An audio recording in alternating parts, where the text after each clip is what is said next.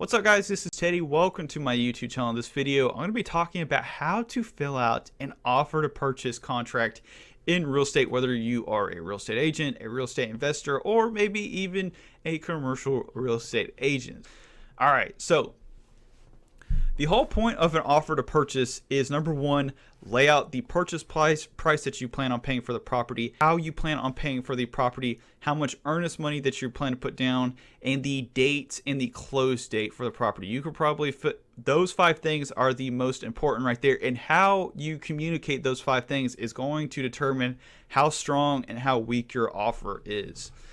In this one, we have the seller and the buyer up here. Try to be as detailed as you can about the seller and the buyer. Pull up your tax record information for the property, because you're going to be kind of looking at these things simultaneously and filling them out. Whoever is the owner of the property. So if you know Jim Smith is the owner of the property, put and if he holds the property in an LLC, put the LLC. Don't put Jim Smith. And the buyer, try to put the first, middle, and last name. Put the full name for the buyer and try to make it as detailed as possible. Obviously, you're going to have to fill out the address. Just make sure that you don't put the address wrong. That's pretty much standard for that. And then you have the legal description. The legal description throws a lot of people off simply because they don't know where to find this information. All the legal description right here can be found in your tax record, and that's where you're going to have to go to get this. Don't ever rely on the MLS, because a lot of times people put wrong stuff on the MLS. They do it all the time. So make sure that you're obtaining this information on your own accord and you're not just using the MLS information. So lot, unit, block, these things can be found in the legal description. Whenever you look at the tax record, the legal description is usually a word that looks like this, that is in all caps, and this is going to show you the lot and the block section. You also have a tax identifier number. So each property in your county has what's called a tax identifier. That's what the state uses to identify the property that you have that you need to pay taxes on. Book and slide. My county is not a slide state. Either your county is a book state or a slide state. I have a book county or a slide county. I'm in a deed book county. Many people wonder, like, what is this deed book like page thing? Why do I have to do that? In your city, there's a thing called the Register of Deeds, and the deed for the property that you're trying to buy is held in giant books. Like, if you go down there, it's literally giant books in the Register of Deeds, and the book and the page is what you need there so that the attorney can go in, and maybe even the potential buyer can go in and take a look at the deed if they so choose. All right, so purchase price. The purchase price kind of just goes without saying. How much are you planning on buying the property for? If you've done your homework, you should already kind of know what you plan on paying. The due diligence fee and the earnest money. Many people wonder, should I put a due diligence fee? Should I put in? You have to put an earnest money deposit down. Never, ever, ever in 100 years accept an offer that doesn't allow you to put down EMD money or earnest money or some type of deposit. And this actually happened to me one time. I had a $40,000 condo listed. This person said that they did not want to put down a deposit, and they gave me the whole spiel. I'm good for the money. This person bailed on the contract, and I looked really stupid. Never, let people get a property under contract without earnest money. Due diligence fee, it's 100% different. You don't have to put down a due diligence fee. In most properties, people don't put down due diligence fees if they don't have to. If you're in a multiple offer situation, a due diligence fee can be helpful, especially a big one. So if somebody puts down $500 due diligence fee, that check goes straight to the seller. They get to deposit it in their account, and it's not held in deposit. It's literally just free money to the seller, showing that, if you let me take this property off the market, I'm going to give you $500 or something on those lines. The due diligence fee is never as much as the earnest money deposit. So a good rule of thumb is for every $100,000, maybe put down $100 due diligence and $1,000 earnest money deposit. If you have additional earnest money, this is where you would put that, but most of the time, not unless you get further into the deal and people want to put down more earnest money deposit. That's usually not the case. Make sure you put NA for all these. You never want to leave anything blank, because you don't want people to get the idea that they can just start altering stuff like this, because you never know. People do weird stuff like that. And then the balance is going to be the $100,000 minus the initial deposit. And this is what the lenders use. The lenders mainly use this part down at the bottom, but it's still required for the real estate agent to fill that out. All right, earnest money deposit, that kind of goes without saying. The escrow agent.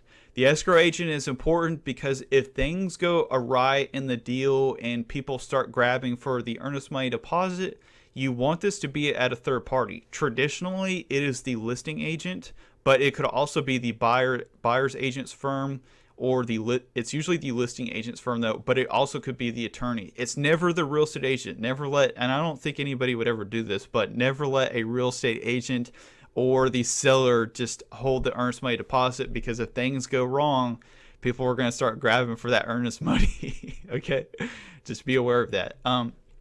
The due diligence period.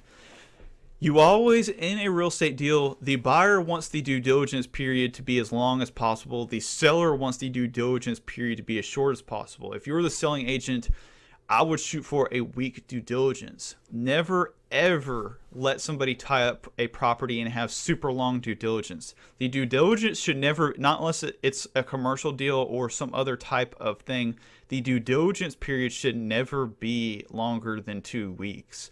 Never let somebody put a due diligence period of a month. And try, if I were the listing agent, I would say try and shoot for a week or maybe even a little less than that. The settlement date is the day that you plan on closing the property. If the property is being purchased through financing, this is going to be around a month. If the property is being paid with cash, it could be as little as 2 weeks, but for the most part, you will usually want to set it for around a month. This is the same thing as the due diligence period. Never, ever let somebody tie up a property for a really long time, because what a lot of people do, and there's these sketchy buyer's agents who will get a property under contract, they put a month due diligence period, and then they're out looking at properties with other buyers as your property is tied up. Make sure that you get, just tell people, you've got a week to figure out if you want to buy this thing, or we're going to put it back on the market. Don't let people screw with you, because they will. All right, items leased or not owned. This is going to identify the personal property that you maybe want to throw in with the deal. Are there any items leased in the house? Maybe you have a dishwasher that is leased. Sometimes people lease things. Or maybe you have a couch that is leased. Sometimes people rent or buy couches. You never know. But this is what those are going to outline here. Maybe if you have a beach rental and there's personal property in there that you want to throw in with the deal. Once again, you always need to outline these things, because if things get heated and people start getting angry, you can always go back to the contract. All right, so buyer representation. If you're the listing agent, you want to know whether people are buying a property through financing or cash. If somebody is maybe buying cash, you want to know that, because maybe you could close the deal quicker. If somebody is buying through a loan, you need to know that, because you're probably going to be dealing with lenders, and usually when people are paying for a loan, you should expect more money, because it's a longer purchase, or the property is going to be tied up for longer. Okay, so other property. This is very small right here, but this is a big deal right here. When you see that this buyer does have to sell property in order to buy this piece of real estate, essentially this means that this person is listing their house and they're out there looking for other properties. Sorry, something just flickered in my house. When you have somebody who is trying to sell their house and they don't have an offer on that house, you want to be very leery of that person, because if there's not an offer on the house that they're trying to sell, they're going to get your property under contract, and the likelihood that they're going to be able to buy it decreases just dramatically. So always make sure, if somebody is selling another property, that they have an offer on the property, or you could be heading yourself down a very long road. So this goes over disclosures. When somebody sells a piece of real estate, they have to fill out a disclosure in my state, and a disclosure basically outlines what issues the seller knows is wrong with the property. If they have seen this form, you check those. Your state might not have that, though. A lot of times, most offered purchases are going to include this. Most of this has to deal with condos and HOAs. You probably don't have that. Okay, so The next thing is that the buyer oftentimes will ask the seller to pay for expenses. So if your buyer wants to pay for expenses, this is where this is outlined right here. So if your buyer wants to have the seller pay $1,000 expenses, you would just do that right there. And normally it is credited at closing. This is if you want a home warranty. Most offers aren't going to have that though. Possession. Okay, so possession before closing. Many times when people are moving, they want to take early possession of the property. This is kind of dicey to a certain extent, but a lot of times it can work out in your favor. The seller can allow you to take early possession of the property, and if the property doesn't close, they'll charge you some type of fee. Make sure if you do fill out the possession before closing, you tick this little box and you make them fill out the addendum. This also goes over any other type of addendum that you plan on using.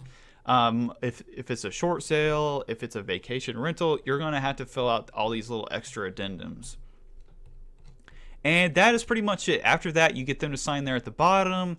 You fill out this part right here, which this is more or less for the attorneys, and then you have the receipt of money. So right here you have your receipt of money. So when somebody brings in the earnest money deposit, this is what you fill out stating that you got it. You take a little picture of it and then you scan it, you load it up into your dotloop, making sure that everybody knows that you got the earnest money deposit, and then you have pretty much a deal going on. But that is my offer to purchase video for today. I hope that you guys enjoyed it. I hope you found it very useful. If you did, make sure to hit that like button, make sure to hit that subscribe button, and as always, thank you for watching.